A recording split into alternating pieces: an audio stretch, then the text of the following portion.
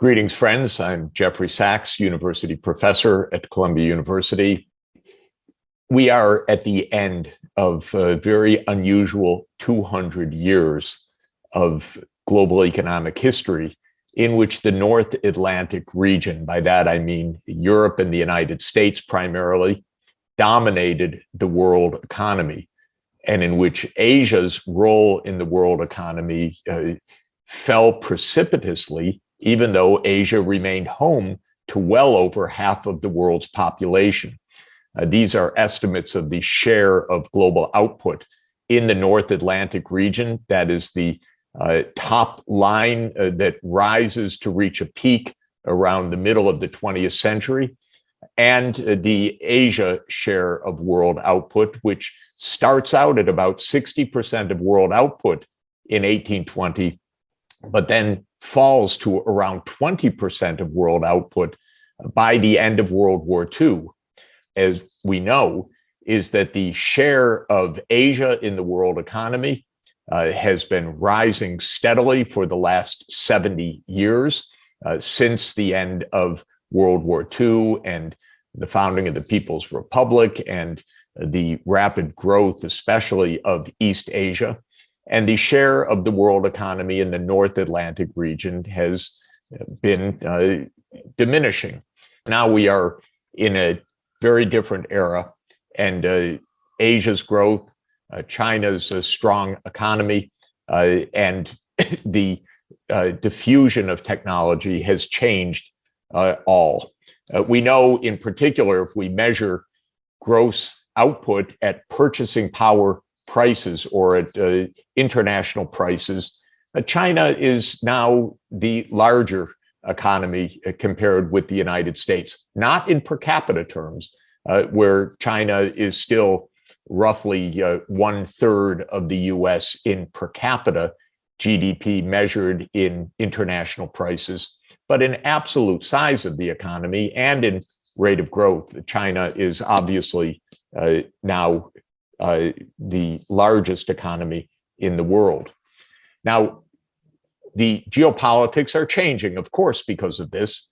The idea of a North Atlantic-led world or a US-led world is passé. But I think it's important to note that we have at least 6 fundamental drivers of global change. The first is geopolitics, led by geoeconomics. The second is the global environmental crisis, climate change, pollution, loss of biodiversity, which affects the whole world.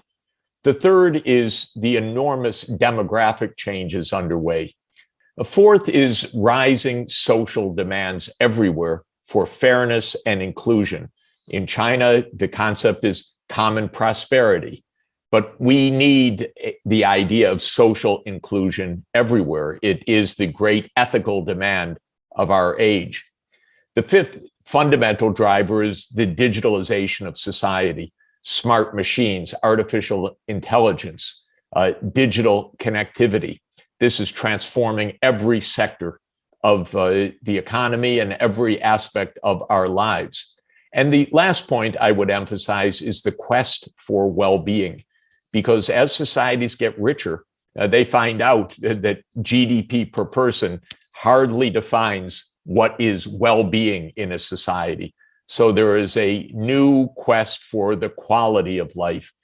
We now face major institutional choices to get the world system to work properly because we're so interconnected.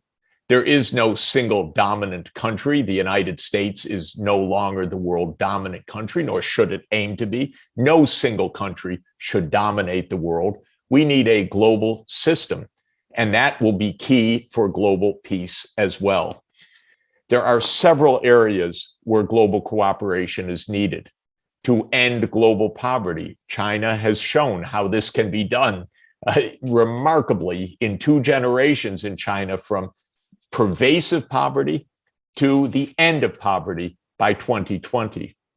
Global cooperation to protect the planet. Global cooperation to cut down on inequality, stopping tax havens, illicit global activities, evasion of responsibilities.